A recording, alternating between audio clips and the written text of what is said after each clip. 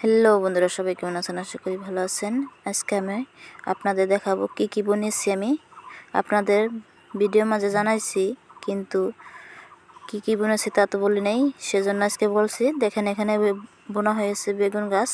বেগুন গাছগুলো খুবই সুন্দর, আর এটা 12 মাসি বেগুন গাছ।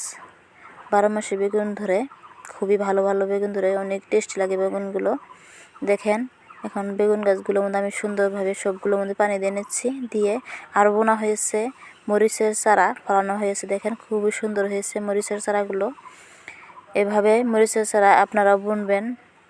দেখেন কি সুন্দর হয়েছে চারাগুলো। বস্তার ভিতরে বুনলেই সুন্দর হয়, সেজন্য বস্তার ভিতরে বোনা হয়েছে। সবগুলোর মধ্যে আমি ছিটে ছিটে পানি দিয়ে নিব। আর আমি এটা পালানে বুনবো, সেজন্য বেশি করে চারাটা ফলানো হয়েছে। দেখতে তো ধনিয়ার পাতার মতো লাগছে দেখতে, খুবই সুন্দরভাবে জ্বালাইছে। এটাও মরিচও, দেখেন মরিচও বোনা হয়েছে। এটা এই মরিচগুলো 12 মাসই খাওয়া যায়, খুবই সুন্দর। অনেক ঝাল আছে এই মরিচগুলো, 1-2টা দিলে হয়ে যায়। খুবই সুন্দর মরিচ গাছগুলো, সেজন্য বোনা হয়েছে।